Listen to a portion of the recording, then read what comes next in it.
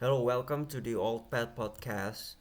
Dan kita akan membahas satu topik tentang character of God, yaitu Yeshua. Matius 1 ayat 21. And she shall bring forth a son. Dan dia, yaitu Maria, akan melahirkan seorang anak. And thou shalt call his name Yeshua. Engkau harus memanggil namanya Yeshua. For he yaitu Yeshua, shall save, akan menyelamatkan his people from their sins. Jadi Yeshua yaitu anak dari Maria yang dikandung oleh Roh Kudus, namanya akan dinamai Yeshua, yang tujuan dari misinya sudah diungkapkan di sini, yaitu dia akan menyelamatkan umat-umatnya dari dosa-dosanya, dari dosa ya, from their sins. Apa arti dari nama Yeshua? Yeshua kalau kita lihat root Hibraninya di kode Strong Concordance-nya yaitu H3091, Yeshua berarti Yehovah save. Yehovah save. Yehovah is my salvation. Dan ini juga yang merupakan nama dari penerus dari Musa, yaitu Yeshua bin Nun. Yeshua anak Nun. Yeshua yang merupakan penerus dari Musa adalah seseorang yang ditugaskan untuk membawa bangsa Israel masuk ke tanah perjanjian.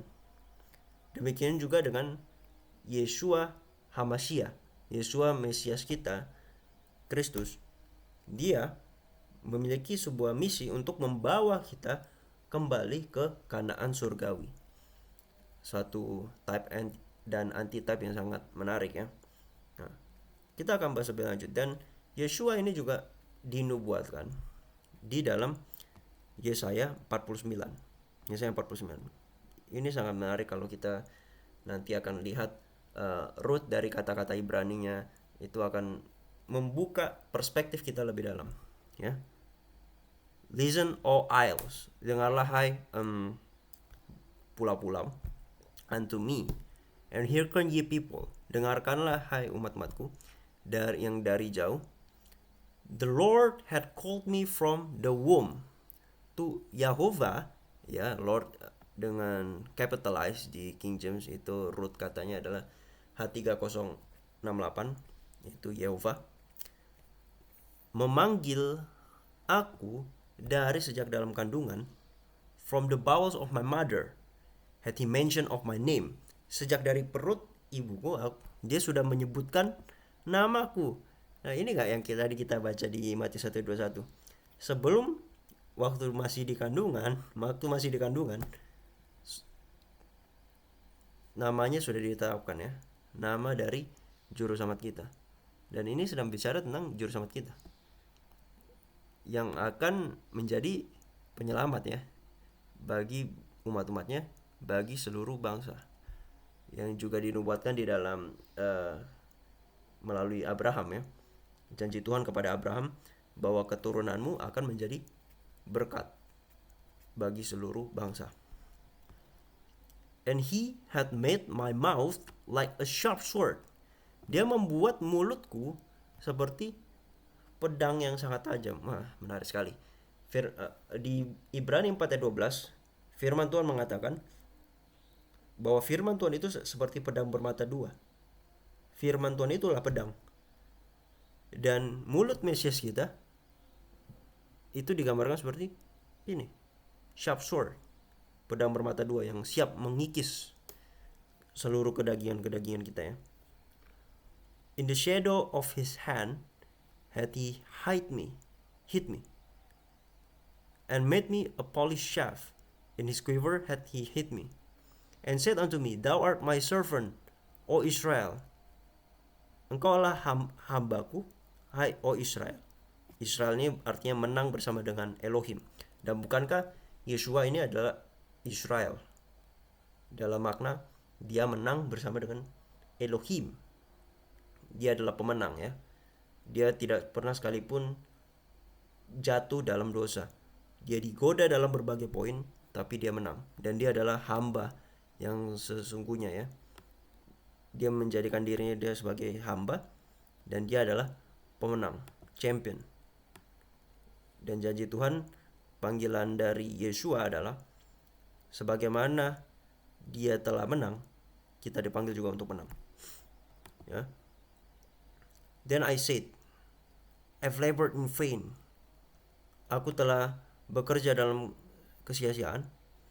I spent my strength for now and in vain.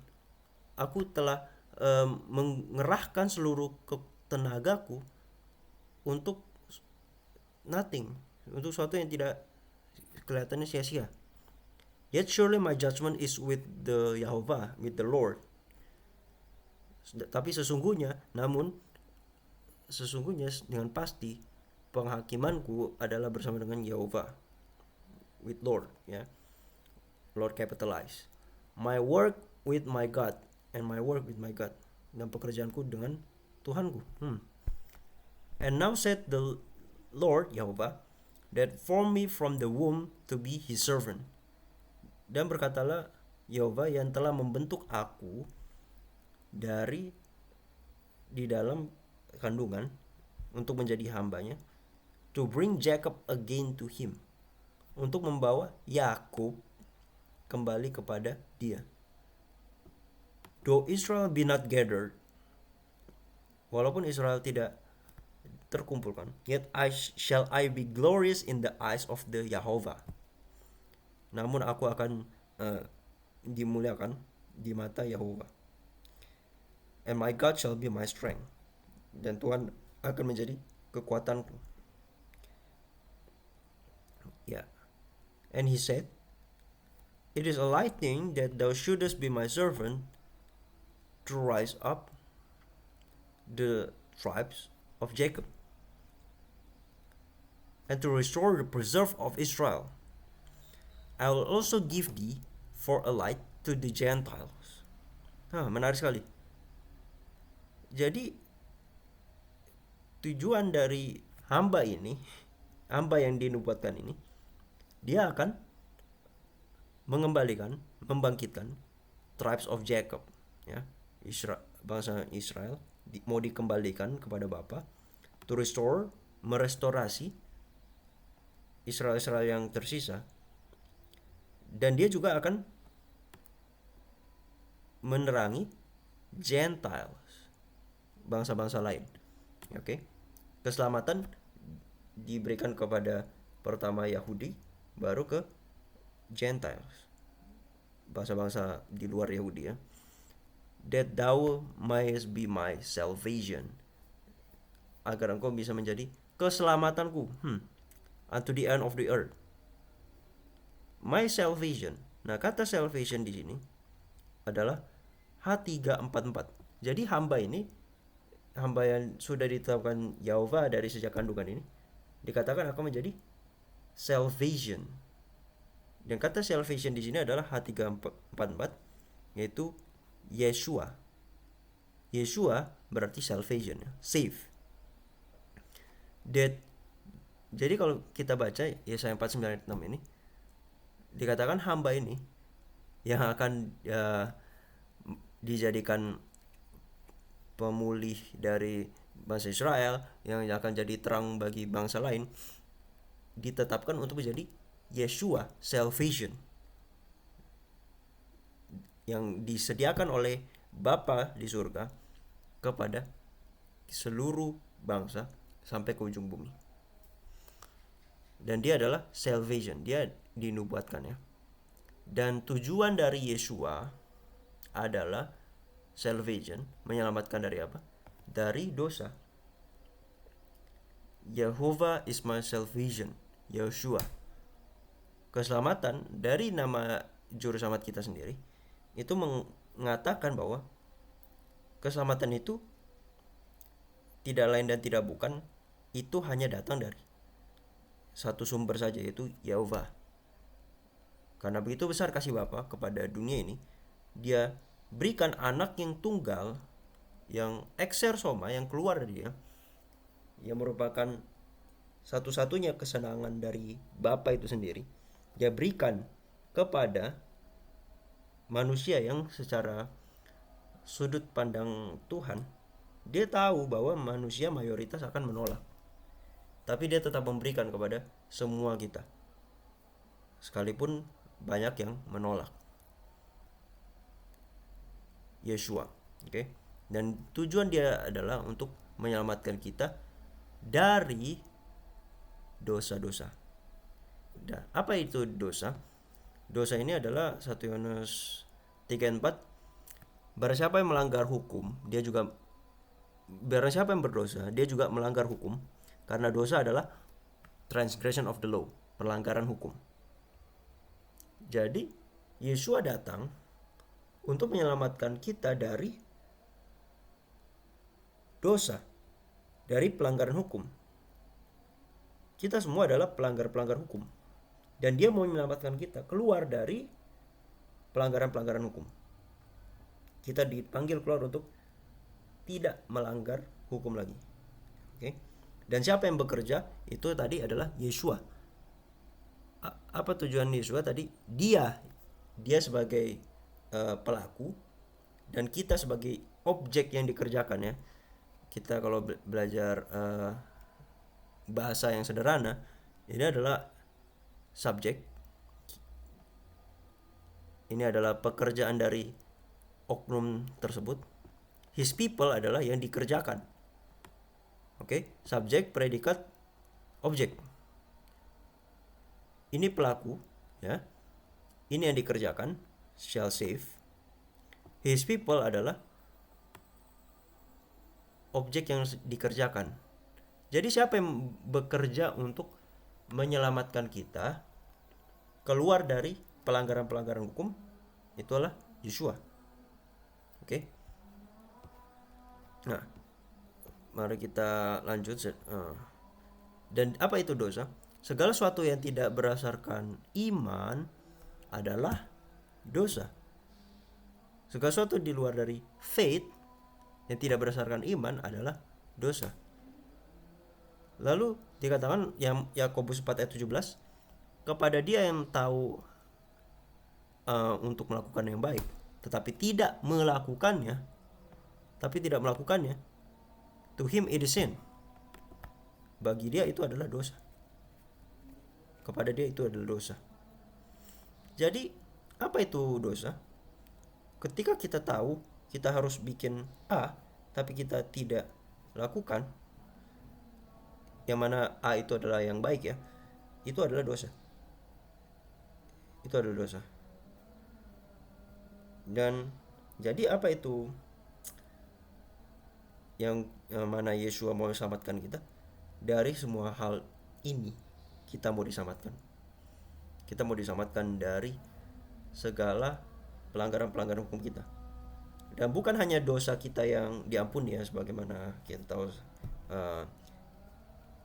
orang Kristen kebanyakan mengetahui bahwa Kristus itu datang untuk menebus kita dari dosa. Dia akan ampuni dosa kita, tapi tidak sampai di situ ya. Karena apa gunanya kita diampuni dosa tapi kita berbuat dosa lagi yang sama? Itu artinya kita masih belum diselamatkan gitu ya, secara konsep yang sebenarnya. Karena tujuan Yeshua adalah kita ditarik keluar ya dari dosa. Jadi kalau ada sebuah jurang, kita ada di dalam situ, kita terperangkap di dalam situ, lubang tersebut, kita mau ditarik keluar dari lubang tersebut. Dan Yeshua mau menarik kita keluar dari lubang pelanggaran-pelanggaran hukum. Dan dia juga mau menjadikan kita yang tadi ya pelanggar hukum, kita dijadikan manusia baru yang akhirnya kita selaras dengan hukum Tuhan itu sendiri. Dan itu adalah pekerjaan dari Yeshua. Kita objek yang dikerjakan. Nah, Yudas 1 ayat 24 ini ayat yang penting juga untuk kita ingat untuk menguatkan iman kita. Now unto him that is able to keep, ya, kepada dia yang sanggup untuk menjaga kamu dari jatuh, untuk tidak jatuh ya. Dia sanggup, Kristus sanggup untuk menjaga kita tidak jatuh. Tapi kenapa kita sering jatuh? Karena kita seringkali meragukan atau kita tidak punya iman sebenarnya. Kita masih tidak percaya bahwa Kristus sanggup untuk menjaga kita untuk tidak jatuh. Dia sudah punya pengalaman itu. Dan dia mengerti betul kondisi kita, mengerti betul pergumulan dan pertempuran kita. Dan dia siap untuk memberikan semua pertolongan agar kita tidak jatuh. Tapi kenapa kita jatuh? Ya satu tadi karena kita memang tidak percaya, kita kurang percaya. Dan kita juga memang pengen jatuh. Itu harus kita jujur, kita akui dalam diri kita. Kejatuhan kita itu kita seringkali lakukan secara sadar. Sehingga memang itu pilihan kita. Setan hanya menawarkan, tetapi pilihan untuk mengambilnya itu adalah di tangan kita ya. He's able to keep you from falling and to present you faultless before the presence of His glory. Dan untuk menyatakan kita di hadapan Bapa faultless. Kita bisa tanpa cacat. Karena siapa yang mengerjakan? Yesua yang sempurna yang mengerjakan kita. Apakah kita mempercayai hal ini? Kita mengimani gak bahwa Yesua sanggup? Dan memang itu misi dia, menyelamatkan kita keluar dari kecacatan karakter kita. Kita percaya gak bahwa Yesua akan betul-betul mempermak kita sehingga kita tidak lagi dalam kondisi dosa? For by grace are you saved through faith. Karena oleh kasih karunia kamu diselamatkan melalui iman, bukan dari dirimu sendiri. Ternyata kita selamat bukan karena perbuatan-perbuatan kita, bukan dari diri kita sendiri, bukan dari kebaikan diri kita. It is the gift of God. Ini pemberian dari Tuhan itu sendiri. Kasih karunia ini yang kita terima melalui iman. Ketika kita percaya, kita menerima grace tersebut, kasih karunia tersebut, yang bukan dari kita, diri kita. Itu pemberian yang berharga, bukan karena pekerjaan kita, bukan karena saya sudah lakukan semua yang benar dari A sampai Z, saya jadi diampuni, saya jadi dibenarkan. Tidak. Kita tidak bisa menghapus dosa-dosa kita di masa lalu ya. Dan kita hanya bisa berharap pada Kristus. Bahkan untuk kebiasaan-kebiasaan kita pun yang sudah salah, itu pun kita tidak bisa dengan kekuatan kita sendiri. Kita jadi berubah kebiasaan. Itu kalau bukan karena kuasa dari surga gitu yang mengubahkan hati kita, mindset kita. Kalau bukan karena Kristus yang bekerja untuk kita tidak bisa. Not of works lest any man should boast. Bukan oleh pekerjaan-pekerjaan kita sehingga ada yang membanggakan diri, menyombongkan diri. Kita semua sama. Seluruh manusia di muka bumi ini, baik itu pelacur, baik itu koruptor, baik itu orang-orang jahat atau orang yang tampak baik ya, itu semua sama. Baik orang yang di gereja maupun orang yang di jalan, itu semua sama, diselamatkan oleh kasih karunia. Kalau kita percaya, kita akan selamat ya. Dan kita janji Tuhan, kita mau ditarik keluar dari kondisi keberdosaan kita menjadi manusia yang baru. Itu dia. For we are His workmanship. Kita adalah hasil kerjanya Dia, created in Christ Jesus unto good works. Kita diciptakan baru di dalam Yeshua HaMashiach, dalam Kristus Yesus, dalam kepada good works, pekerjaan baik. Jadi grace itu kita tidak diselamatkan oleh good works, saudara-saudara ya. Tetapi Yeshua dalam kasih karunia menarik kita keluar dari dosa. Dia yang bekerja Dia yang menciptakan kita jadi manusia baru, sehingga hasil dari manusia baru itu kita menampilkan good works, hasil pekerjaan Kristus di dalam kita. Ini bedanya dengan kekristenan dengan agama-agama lain di atas dunia ini. Kalau agama-agama lain selalu mengajarkan good works agar kamu bisa diterima oleh Tuhan, agar supaya kamu bisa diberkati. Tapi kekristenan itu berbeda. Kita berbuat baik karena kita ada Kristus yang tinggal berdiam dalam kita. Kita bisa berbuat baik karena Kristus yang terlebih dahulu sudah menebus dosa-dosa kita. Dan kita berbuat baik tidak mengharapkan imbalan, bahwa embel-embel kita akan masuk surga, kamu akan ini, tidak ya. Tapi itu murni untuk memantulkan, ini loh pekerjaan Tuhan, ini loh bagaimana Tuhan sudah menyelamatkan saya dan mengerjakan saya, sehingga yang tadinya saya suka melakukan dosa jadi tidak suka lagi, sehingga kita yang tadinya melanggar hukum jadi penurut, sehingga kita yang tadinya suka melakukan yang jahat sekarang jadi membenci itu dan melakukan yang benar. Yang tadinya saya nggak suka yang benar, saya jadi suka lakukan yang benar. Itu pekerjaan grace, itu iman ya. Ketika kita bergantung sama Tuhan, kita diubahkan, kita rela dikerjakan Tuhan.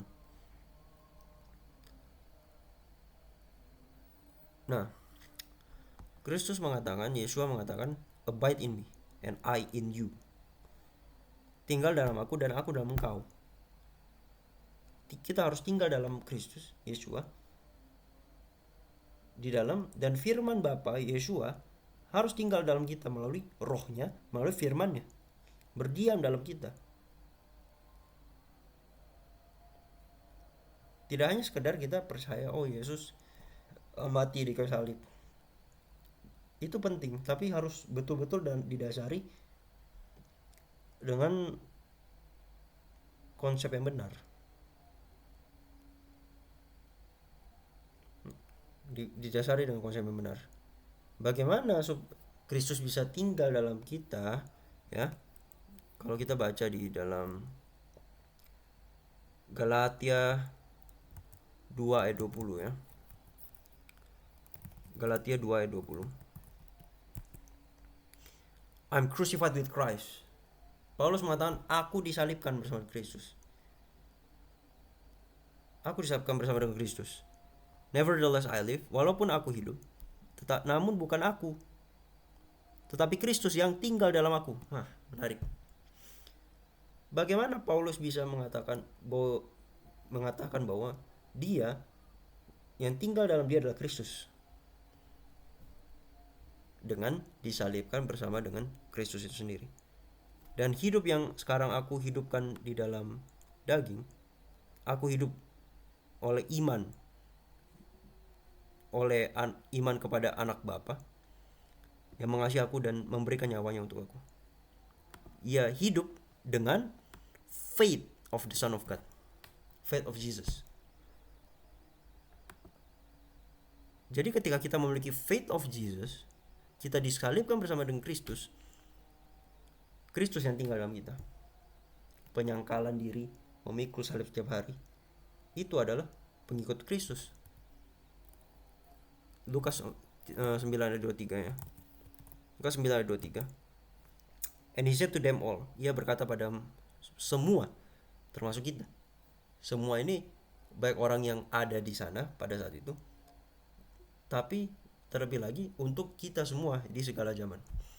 If any man will come after me, kalau seseorang mau mengikut aku, let him deny himself.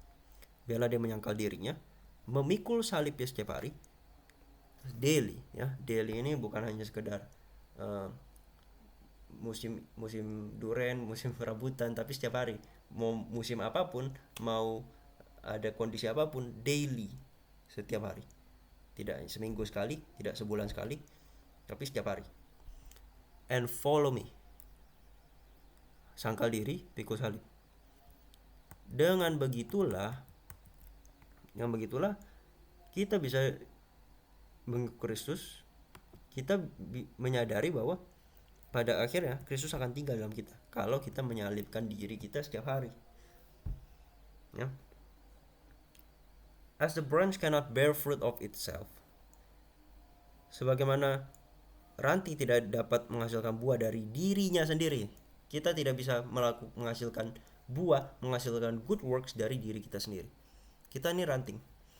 Except it abide in the vine, kecuali ranting tersebut berdiam di pokok anggur. No more can ye, except ye abide in me. Demikian juga kamu tidak dapat, kecuali kamu berdiam dalam aku. I am the vine, ye are the branches. Akulah pokok anggur, kamulah rantingnya. Ia yang berdiam dalam aku, dan aku dalam dia. The same bringeth forth much fruit. Ranting yang sama akan menghasilkan banyak buah. For without me, ye can do nothing. Kita tidak bisa melakukan good works, kita tidak bisa melakukan penurutan kepada hukum Tuhan tanpa ada Kristus berdiam dalam kita. Dan untuk Kristus bisa berdiam sepenuhnya dalam kita, kita perlu untuk menyalibkan diri kita, sehingga diri kita betul-betul kosong, dan kita merelakan agar Kristus yang bekerja tinggal dalam kita melalui firman, melalui rohnya. Jadi Yeshua, Yahweh adalah keselamatan kita.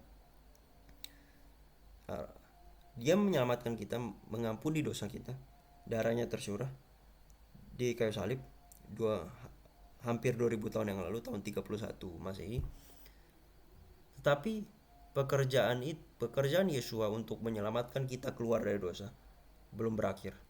Karena sekarang dia masih bekerja di surga secara fisik sebagai imam besar, menjadi pengantara kita kepada Bapa, yang mana doa-doa kita bisa didengar oleh Bapa karena pengantaraan dari Yeshua. Dia juga sekarang bekerja melalui rohnya, mengetuk pintu hati kita setiap hari, memanggil kita, menyadarkan kita akan kesalahan-kesalahan kita, membukakan kepada kita kebenaran. Dia mengetuk pintu hati kita, rindu untuk masuk. Dan pertanyaan, apakah kita mau mengizinkan dia masuk? Apakah kita rindu kita diselamatkan keluar dari perbudakan dosa? Kita dibawa keluar dari pelanggaran-pelanggaran hukum kita. Kita mau dijadikan baru, menjadi manusia baru, dikerjakan oleh Yeshua. Itulah panggilan untuk kita pada hari ini. Mari kita sama-sama berdoa. Bapa di surga, terima kasih atas pekabaran ini. Kami jadi diingatkan akan tabiat, karakter, misi dari Juru Selamat kami, Yeshua, yang akan menarik kita keluar, asal kami mau, dari lubang perbudakan dosa.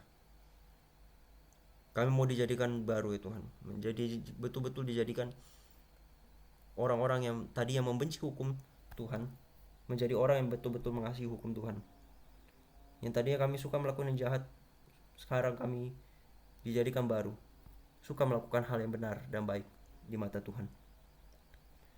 Tolong kami Tuhan, kami tidak sanggup untuk menang dari diri kami sendiri.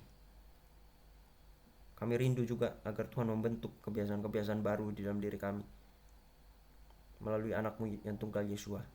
Kami rindu menyalibkan diri kami setiap hari, agar kuasa Tuhan, roh Tuhan, Kristus bisa berdiam sepenuhnya dalam kami, menguasai diri kami sepenuhnya. Ampuni kami atas segala kejahatan kami Tuhan. Kami serahkan diri kami sepenuhnya dalam tangan-Mu, dalam nama anak-Mu yang tunggal Yesus Sang Mesias kami berdoa, amin.